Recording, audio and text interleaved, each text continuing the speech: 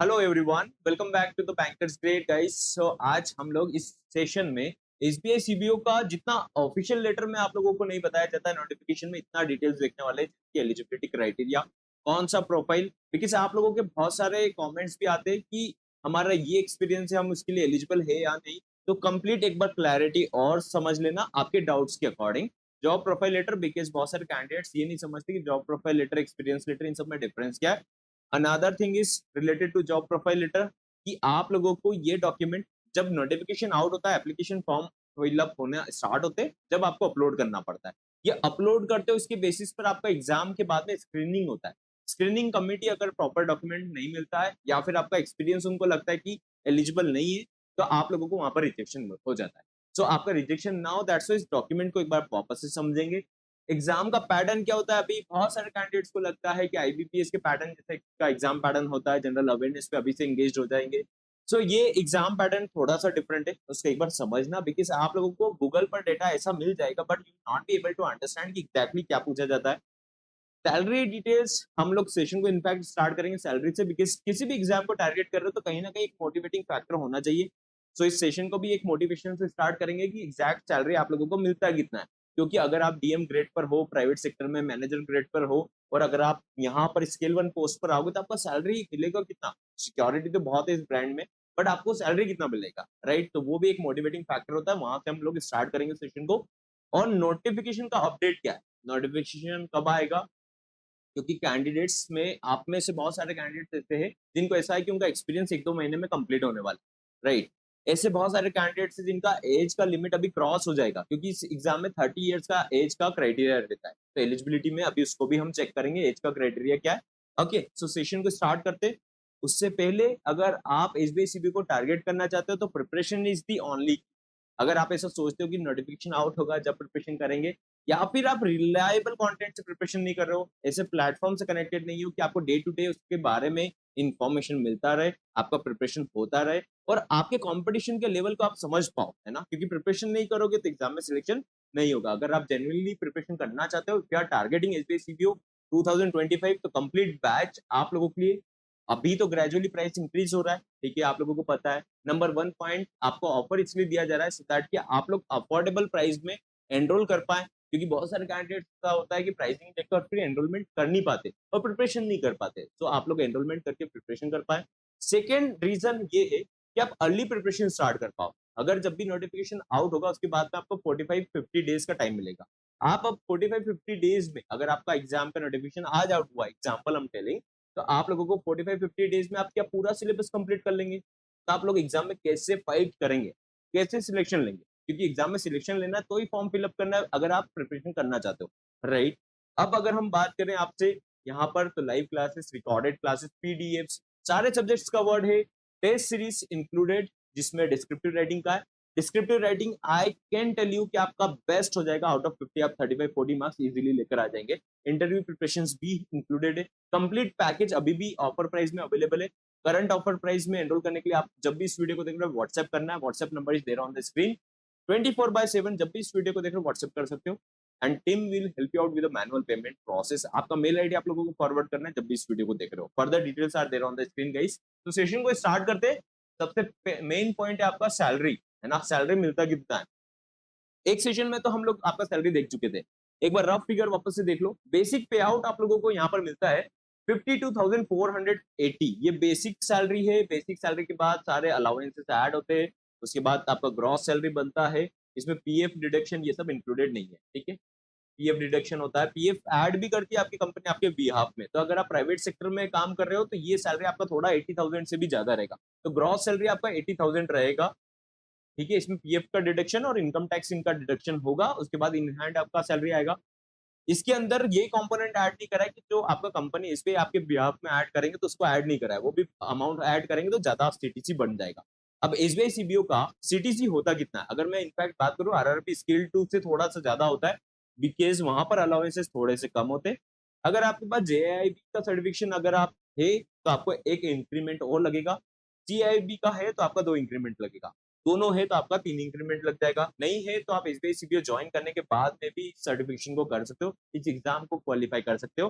और आपका इंक्रीमेंट 3 और ऐड हो जाएंगे और आपकी प्रोफाइल भी थोड़ा सा अच्छा इंप्रूव हो जाएगी। टोटल सीटीसी की बात करें, सीटीसी का मतलब होता है कॉस्ट टू कंपनी, ठीक है? मतलब आपके होने से कंपनी को खर्चा कॉस्टिंग कितना बैठ रहा है, राइट? तो अगर हम आपने अभी तो 80 के ग्रॉस देखा, इसमें पीएफ एडेड नहीं, कौन सा पीएफ? जो कंपनी आपके बिहाफ में ऐड कर रहा है ना? अलाउंसेस ऐड नहीं है, अकोमोडेशन एडेड नहीं है। टोटल अगर सीटीसी की बात करें ना, तो 1.5 लाख पर मंथ का सीटीसी बैठता है एक एम्प्लॉय का टू द कंपनी अप्रोक्सीमेटली। इससे ज्यादा भी हो सकता है क्योंकि मेट्रो सिटी में 30 के आपका फ्लैट का लीज अकोमोडेशन भी मिलता है, तो 30 के is not a smaller amount, तो यहाँ पर बहुत बड़ा अमाउंट होता है, इतना लोगों का सैलरी होता है प्राइवेट ऑर्गेनाइजेशन में। सो आप लोगों को यहाँ पर कॉम्पनसेशन तो बहुत अच्छा मिलेगा। ऑब्वियसली इसके लिए फाइट रहेगा, आप लोगों को प्रिपरेशन करना पड़ेगा। बहुत सारे candidates over the year age criteria से बाहर होंगे, आप लोग एलिजिबल होंगे, आप भी कुछ टाइम बाद बाहर हो जाएंगे, तो इस अपॉर्चुनिटी के लिए प्रिपरेशन करना इज द मस्ट थिंग जो आप लोगों को ध्यान रखना है ना। प्रिपरेशन करो और फाइट करो इस एग्जाम के लिए। Now the second point is यहाँ पर अदर अलाउंसेस क्या क्या है, तो लीज अकोमोडेशन मिलता है, as I said metro city का 30 के तक मिलता है, ब्रीफ केस, मेडिकल फैसिलिटी, है ना? मोबाइल इलेक्ट्रॉनिक्स का मिलता है, स्टाफ लोन, फर्नीचर का, एजुकेशन लोन किड्स का, loan on provident fund, furniture हो गया, स्टाफ का लोन, लीव ट्रैवल अलाउंस मिलता है, एलटीसी मिलता है, लीव ट्रैवल कंसेक्शन, और स्टाफ का होम लोन फैसिलिटी भी मिलता है। तो ओवरऑल इस कॉम्पनसेशन को ऐड करोगे तो बहुत सारे बेनिफिट्स हैं। और अगर हम बात करें, अगर आपका रहने का खर्चा मिल रहा है, अगर आपको यहाँ पर इलेक्ट्रिसिटी को छोड़कर आपका वाईफाई का खर्चा मिल रहा है, आपके पास पेट्रोल का खर्चा मिल रहा है, अदर फैसिलिटीज मिल रहा है, फर्नीचर इन सब का, लीव का भी मिल रहा है, ट्रैवल का मिल रहा है, तो आपके पास इतना ज्यादा कुछ ऐसा एक्सपेंडिचर खाने के अलावा कुछ ज्यादा होता नहीं है। क्योंकि आरआरबी की अगर हम बात करें, प्राइवेट ऑर्गेनाइजेशन की बात करें, तो यही सब मेन खर्चे एक डेंट जैसा लगता है अपनी सैलरी के ऊपर। तो अच्छा सैलरी है, प्लस अलाउंसेस भी अच्छा। अगर हम एक्सपीरियंस प्रोफाइल की बात करें, तो उससे पहले एलिजिबिलिटी क्राइटेरिया में एज का क्राइटेरिया देख लो। जब भी नोटिफिकेशन आउट होगा उस टाइम के आसपास का कट ऑफ डेट वो नोटिफिकेशन में मेंशन करेंगे। एज आपका अनरिजर्व, अनरिजर्व मतलब जनरल कैटेगरी 30 इयर्स रहता है। नोटिफिकेशन आउट होगा उससे पहले का डेट रखते हैं वो लोग कि इसके बाद में अगर आपका बर्थ हुआ है तो आप एलिजिबल नहीं हो। अगर ओबीसी कैटेगरी में हो तो आपका 33 ईयर से, सॉरी 30, हाँ 33 ईयर से, और एससी एसटी कैटेगरी से हो तो आपका 35 ईयर्स तक का लिमिट रहता है। तो आप लोग एज वाइज आपका एलिजिबिलिटी चेक कर लीजिए। अब यहाँ पर बहुत सारे कैंडिडेट्स को ऐसा डाउट रहता है कि सर हमारा एक्सपीरियंस अगर टेलर का है तो हम एलिजिबल है क्या? टेलर प्रोफाइल का ही एक्सपीरियंस है आपके पास तो आप एलिजिबल नहीं हो, बिकॉज ये प्रोफाइल क्लेरिकल प्रोफाइल जैसा कंसिडर करा जाता है, जो कि पब्लिक सेक्टर बैंक में क्लर्क कैशियर का काम करते हैं, तो ये प्रोफाइल एलिजिबल नहीं, ठीक है? लेकिन इसके अलावा आपके पास थर्ड पार्टी प्रोडक्ट्स का, आपके पास में हो सकता है क्रॉस सेल का, है ना? क्रॉस सेल तो हो गया, थर्ड पार्टी प्रोडक्ट्स हो गया, आपके पास अकाउंट में पोर्टफोलियो मैनेज करने का, ब्रांच ऑपरेशंस, अदर पार्ट्स भी रिस्पॉन्सिबिलिटी है। और वहां पर खाली टेलर वर्ड मेंशन नहीं और कुछ मेंशन है, असिस्टेंट मैनेजर इज ओके, लेकिन यहाँ पर कस्टमर केयर एग्जीक्यूटिव या फिर कस्टमर केयर ऑफिसर ऐसा कुछ मेंशन है साथ में, एम ग्रेड के साथ में, तो आप एलिजिबल हो। अदरवाइज प्योर टेलर प्रोफाइल के लिए आप लोग एसबीआई सीबीयू में एलिजिबल। सेल्स ऑफिसर को काउंट नहीं करा जाता, सेल्स एग्जीक्यूटिव के एक्सपीरियंस को काउंट नहीं करा जाता। यहाँ पर एम, डीएम और एम ग्रेड, अबव ग्रेड आप कंसिडर कर लो, एम और अबव ग्रेड। यहाँ पर 2 इयर्स का एक्सपीरियंस होना जरूरी है। 2 इयर्स में ऐसा नहीं कि आपका 1 साल का सेल्स ऑफिसर का एक्सपीरियंस है और 1 साल का आपका एम ग्रेड का एक्सपीरियंस है तो आप एलिजिबल हो क्या? नहीं हो आप एलिजिबल। वहां पर एम ग्रेड का एलिजिबिलिटी चेक करते हैं कि 2 साल का एक्सपीरियंस होना चाहिए। आप करंटली वर्किंग नहीं हो तो भी आप एलिजिबल हो।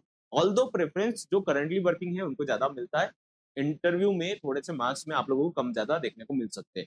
यहाँ पर अगर हम बात करें अदर वर्टिकल में अगर आप काम करते हो तो आप एलिजिबल हो क्या? तो यहाँ पर क्या होता है, आपका जो वर्टिकल है वो थोड़ा बैंकिंग, रिटेल बैंकिंग के साथ का हो, जैसे कि आपका लायबिलिटी पोर्शन हो, एसेट पोर्शन हो, बैकअप भी हो, बैकअप ऑफिस का भी काम हो, तो भी आप थोड़ा एलिजिबल हो। बट अगर आपका वर्टिकली टोटली डिफरेंट है, फॉरेक्स में हो तो भी चलेगा क्योंकि आपके पास में भी कुछ प्रेशर रहता है। आप करंट अकाउंट के काम भी देखते हो, ट्रेड फाइनेंस के भी काम देखते हो, तो आप लोग एलिजिबल होते हो।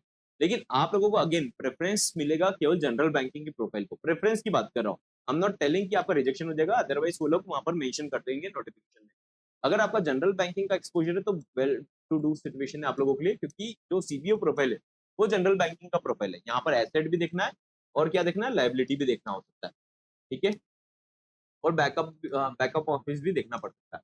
ऑलराइट, सो ये 2 इयर्स का एक्सपीरियंस जब आपका डेट आउट होगा, आई मीन नोटिफिकेशन आउट होगा, तब तक का वो लोग काउंट करते हैं। तो अभी नोटिफिकेशन अगर डिले होता है तो जनवरी में, दिसंबर में जिसका एक्सपीरियंस कंप्लीट होने वाला है वो लोग भी एलिजिबल हो जाएंगे। तो आप लोग वेट कर सकते हो इस एग्जाम के लिए और प्रिपेयर भी कर सकते हो साथ में। Alright, now let's talk about guys, second portion है हमारे साथ में कि एग्जाम का सिलेबस क्या है। गाइस आप लोग में से बहुत सारे कैंडिडेट को मिसअंडरस्टैंड करते हो कि इस एग्जाम के पैटर्न में क्या पूछा जाएगा। आप लोग को लगता है डिस्क्रिप्टिव राइटिंग आपको हार्ड कॉपी में लिखना पड़ेगा। यहाँ पर देखिए रिटन एग्जाम आप लोगों का इतना होता है जिसमें banking knowledge, general awareness, English and computer aptitude रहता है। सबसे मेन वेटेज आपको इसका रहेगा बैंकिंग नॉलेज का। अगर हम ऑब्जेक्टिव बेस्ड क्वेश्चन की बात करें, इसमें कंप्यूटर एप्टीट्यूड में आपको रीजनिंग पूछा जाता है, 20 क्वेश्चन रहता है, 30 क्वेश्चन आपके रहते हैं इंग्लिश में, एंड जनरल अवेयरनेस में आपको 30 क्वेश्चन रहते हैं। जनरल अवेयरनेस में एकदम आपको रिलाई नहीं करना, बिकॉज जनरल अवेयरनेस बहुत वास्ट रहता है, कुछ भी स्पेसिफिक नहीं होता है। हिस्ट्री से क्वेश्चन आ सकता है, स्टैटिक क्वेश्चन से क्वेश्चन आ सकता है। तो 30 क्वेश्चन है, यहाँ पर नेगेटिव मार्किंग नहीं है। तो आप लोग इसको टारगेट जब करना जब आपका नोटिफिकेशन आउट हो। सेम हम बैच के अंदर करेंगे, जब आपका नोटिफिकेशन आउट होने वाला रहेगा उसके आसपास ही हम लोग करंट 2-3 महीने का कवर करेंगे। That will be sufficient. आप लोग फाइनेंशियल अवेयरनेस डेफिनेटली कर लो, जो इकोनॉमिकल अवेयरनेस रहेगा जो हम करते जा रहे हैं, जैसे कि आरबीआई सर्कुलर भी हो गया, कुछ इन्फॉर्मेशन रहेगा वो भी कवर करना है। इंग्लिश में 30 क्वेश्चन, 30 मार्क्स। कंप्यूटर एप्टीट्यूड में आपको रीजनिंग पूछा जाता है, तो 20 क्वेश्चन आते हैं, 5-5 के सेट में क्वेश्चन आते हैं। गाइस ध्यान रखना, 4 सेट में क्वेश्चन आते हैं, 20 क्वेश्चन। टाइम मिलता नहीं ज्यादा, 10 क्वेश्चन आप कर पाओगे, इसके लिए प्रैक्टिस ज्यादा लगेगा। प्रैक्टिस कर लो, 10 नंबर का अगर आप इस एग्जाम में लीड लोगे तो बहुत विन विन सिचुएशन होगा आपके लिए, आपके फेवर के लिए, है ना। अगर हम बात करें यहाँ पर, फिर मेन वेटेज रहता है डिस्क्रिप्टिव राइटिंग का। ठीक है, अब डिस्क्रिप्टिव राइटिंग आप लोगों का रहता है 50 मार्क्स का गाइस। ठीक है, तो 170 का टोटल पेपर रहता है। डिस्क्रिप्टिव राइटिंग 50 मार्क्स का रहता है। एक लेटर पूछा जाता है, एक ऐसे पूछा जाता है। लेटर 150 वर्ड्स का रहता है और ऐसे रहता है 250 वर्ड्स का। बहुत लोगों के नंबर कम आते हैं यहाँ पर, रीजन बिहाइंड दैट इज, एक तो इंग्लिश टाइप करना, समझना, आर्टिकुलेट करना और फॉर्मेट को फॉलो करना, स्पेलिंग मिस्टेक ना करना, कहाँ पंक्चुएशन आएगा कहाँ नहीं आएगा। सेम हम बैच में प्रॉपरली कर रहे हैं, आप लोग बैच में प्रॉपर करते चलना। जब भी इसका क्लास कंडक्ट होता है ना तो डिस्क्रिप्टिव राइटिंग को प्रॉपर करना। डिस्क्रिप्टिव राइटिंग प्रॉपर करोगे तो आप लोगों को डेफिनेटली इस एग्जाम में बूस्ट देखने को मिलेगा। इट्स नॉट इजी टास्क, आप 5 दिन में कवर कर लोगे। बैच के साथ में इसको कवर करते चलना, तो आपके फेवर में सिचुएशन आ जाएगा, आप अच्छा स्कोर कर पाएंगे। Alright, now coming to the job profile letter, because बहुत सारे कैंडिडेट्स अभी भी इसको रिलीविंग लेटर जैसा समझते हैं। फॉर्मेट इसका कुछ फिक्स नहीं होता गाइस। फॉर्मेट में क्या होना चाहिए वो मैं आप लोगों को अभी बताने वाला हूँ। जॉब प्रोफाइल लेटर क्या होता है, जब आपका नोटिफिकेशन आउट होगा तो एक प्रोफाइल लेटर आपको अपलोड करना पड़ता है वहां पर, जिसके बेसिस पर वो आप लोगों को स्क्रीनिंग करते हैं। मतलब आपका एग्जाम होता है, आपका अगर अच्छे नंबर आता है, आपका सिलेक्शन होता है, तो वो स्क्रीनिंग कमेटी आपके जो आपने डॉक्यूमेंट अपलोड करा उसको चेक करेंगे। स्क्रीनिंग कमेटी यहाँ पर रिजेक्शन भी कर देती है। अगर आपने प्रॉपर डॉक्यूमेंट अपलोड नहीं करा तो आपका रिजेक्शन भी हो जाता है। तो दैट्स इस रोल, इस लेटर को समझिए। यहाँ पर जॉब प्रोफाइल लेटर में आपका डेजिग्नेशन, जैसे कि आप assistant manager, deputy manager, manager, है ना, और प्रोफाइल नेम तो मेंशन होना चाहिए।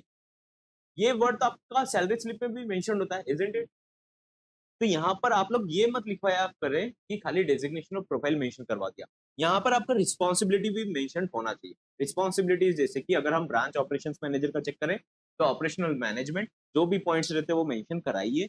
अगर आपके एचआर नहीं देते तो आप आपके लाइन मैनेजर से भी चेक कर सकते हैं। लाइन मैनेजर को आप लेटर हेड पर लिख के दे देना, उनसे सील साइन करा देना। लाइन मैनेजर कौन होते हैं? आपके इमीडिएट जो मैनेजर है, चाहे ब्रांच मैनेजर या सीनियर मैनेजर में कोई भी पोस्ट पर हो, आप उनसे सील साइन करवा सकते हो। आपने क्रॉस सेल देखा, कस्टमर सर्विस देखा, स्टाफ मैनेजमेंट करते हो, जो भी पार्ट करते हो ना, आप लोगों को वहां पर मेंशन करना होता है। अगर आप मेंशन नहीं करते हो तो वो मिसअंडरस्टैंड कर सकते हैं। अगर आपका प्रोफाइल ऐसा है कि उनके समझ में आ गया तो ठीक है, स्क्रीनिंग में पास कर देंगे, अदरवाइज स्क्रीनिंग में रिजेक्शन कर देते हैं, है ना। उनको समझ में नहीं आया आपका प्रोफाइल, देखकर समझ में नहीं आया, तो वो ऐसा हो जाता है कि उनको लगता है कि आपने कुछ तो भी लिख दिया है। यहाँ पर एक और बात देखिए, ये कंटेंट कहाँ से मिलेगा आप लोगों को आपकी प्रोफाइल का? ये कंटेंट चाहिए गाइस, है ना। आपको लेटर हेड पे लिखना पड़ेगा। अगर आप आपके मैनेजर इनसे साइन करवाना चाहते हो तो वो करवाने के लिए आपको कंटेंट लिखना पड़ेगा, टू हुमसोएवर इट में कंसर्न करके सब कुछ। तो उसमें क्या करना, आपका इंटरनल जॉब बस जो भी रहता है ना, कि आपको ऐसा रहता है ना, इंटरनल ट्रांसफर के लिए प्रोफाइल्स आता है कि आरएम का प्रोफाइल आया, आपने वहां पे रोल्स एंड रिस्पॉन्सिबिलिटी देखा, वैसा आप आपकी प्रोफाइल का रिस्पॉन्सिबिलिटी चेक कर लेना। या फिर आप ऐसा करना, गूगल करके भी आप सर्च करोगे ना कि वैकेंसी है कहीं पर, तो वहां पर जैसे आपने किसी के करियर पोर्टल पर गए, आप ही की बैंक के करियर पोर्टल पर जाना, वहां पर job role and responsibility, job ID, ये सब मेंशन रहता है। तो वहां पर रिस्पॉन्सिबिलिटी पूरा मेंशन रहता है, वो कॉपी करके पेस्ट कर दो आपके लेटर हेड पे, वो भी काम करेगा, है ना। तो यहाँ पर एक मैंने आपको शॉर्टकट भी बता दिया। अब आपने अगर जॉब छोड़ दिया है तो आपके प्रीवियस एम्प्लॉय को आपको एचआर को मेल करना है और उनसे जॉब प्रोफाइल लेटर मांग लेना, दे विल नॉट डिनाई, आपको प्रोवाइड कर देंगे, है ना। जॉब रोल एंड रिस्पॉन्सिबिलिटी के लिए अभी से मेल कर देना। दे कैन टेक 1 मंथ या फिर डिनाई करेंगे आपको, तो इसलिए आपको अभी से अप्लाई करके रख देना चाहिए। एचआर को अगर आप मेल कर देंगे तो पुराने एम्प्लॉयर का आपको मिल जाएगा। अगर आपका 2 साल का एक्सपीरियंस अभी का है और पुराने एम्प्लॉयर का अभी आप लगाना नहीं चाहते हो तो भी चलेगा, लेकिन अगर आपका 1 साल का एक्सपीरियंस अभी का है, 1 साल का पुराना है, तो आपको पुराना भी देना पड़ेगा। आप जब इंटरव्यू देने जाएंगे तो आपसे मांगेंगे, है ना। 2 साल का उनको पूरा आपका जॉब प्रोफाइल लेटर चाहिए कि आपने क्या क्या काम हैंडल करा है। ऑलराइट, 2 से ज्यादा का डोंट माइंड इट।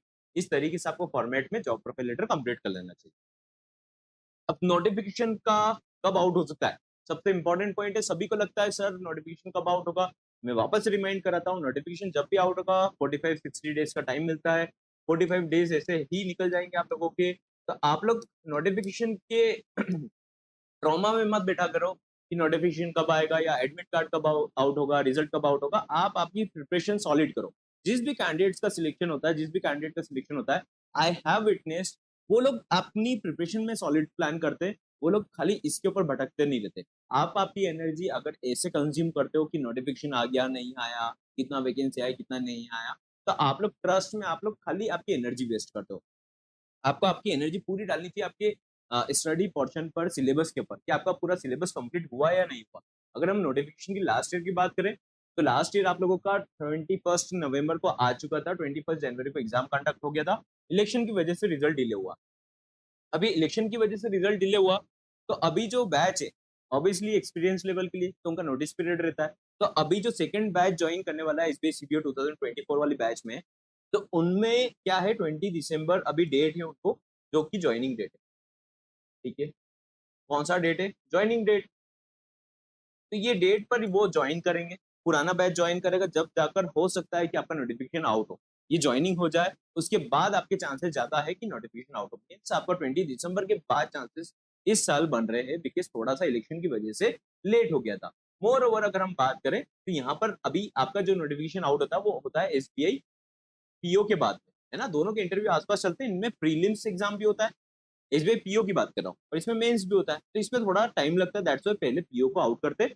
दोनों पोस्ट सेम ही है, सीबीओ और पीओ नॉर्मली अगर देखेंगे तो स्केल 1 पोस्ट है, लेकिन इनका एसबीआई पीओ का पहले नोटिफिकेशन आउट होगा, प्रीलिम्स कंडक्ट होगा, उस टाइम पर आप लोगों के नोटिफिकेशन आने के चांसेस रहेंगे। तो पहले इसका नोटिफिकेशन आएगा, फिर आएगा सीबीओ का नोटिफिकेशन। तो डू नॉट वेट, आप लोग प्रिपरेशन करो। हो सकता है, हाई चांसेस है वैसे भी, जो रिक्रूटमेंट होगा वो आपके 31 मार्च के बाद के लिए ज्वाइनिंग रहता है, मतलब नेक्स्ट फाइनेंशियल ईयर के लिए रहेगा। FY 25-26 के लिए रहेगा, है ना। तो अभी आपका वैसे भी अगर नोटिफिकेशन आउट भी करते हैं तो भी वो लोग रिजल्ट में डिले कर सकते हैं, क्योंकि वो मार्च के बाद पूरा फॉर्मेलिटीज कंडक्ट करते हैं मेनली, है ना। फाइनल मेरिट आउट करना है, सब काम उनका मार्च के बाद कंप्लीट होता है, तो उसके लिए टाइम है, आप लोग अभी प्रिपरेशन कर सकते हो। और ये 45-50 डेज का जब टाइम मिलेगा ना नोटिफिकेशन के बाद में, ये इतना सफिशिएंट नहीं होता। दैट्स व्हाई अगर आपने प्रिपरेशन स्टार्ट नहीं करा तो प्रिपरेशन स्टार्ट कीजिए। बैच में एनरोल नहीं करा तो एनरोल करने के लिए आप लोगों को व्हाट्सएप करना है, व्हाट्सएप नंबर स्क्रीन पर अवेलेबल है। एंड आपने बैच में एनरोल कर रखा है तो इंश्योर कीजिए कि आप लोग आपका कम से कम डिस्क्रिप्टिव राइटिंग पर कमांड अच्छे कीजिए, और लाइव सेशन जो डे टू डे होते हैं उनके मॉड्यूल के अकॉर्डिंग अपना प्रिपरेशन कीजिए। अगर मॉड्यूल आप नहीं करते हो ना, तो ट्रस्ट में आप लोग आपका खाली टाइम वेस्ट करते रहेंगे। नोटिफिकेशन आ जाएगा, जिसने अच्छा प्रिपरेशन करा वो अच्छा परफॉर्म कर जाएंगे, अच्छा इंटरव्यू पोर्शन में एग्जीक्यूशन कर जाएंगे, और फाइनल मेरिट लेकर वो लोग ज्वाइन कर देंगे। आप लोगों के लिए बूस्टअप करने के लिए I have brought up video, because यहाँ पर सैलरी पोर्शन था, एलिजिबिलिटी पोर्शन था, सिलेबस था, आपका अपडेट था on the notification. I see in the next session, till then आप लोग भी प्रिपरेशन स्टार्ट कीजिए। अगर प्रिपरेशन नहीं करेंगे तो रिजल्ट देखने को नहीं मिलेगा। ऑलराइट।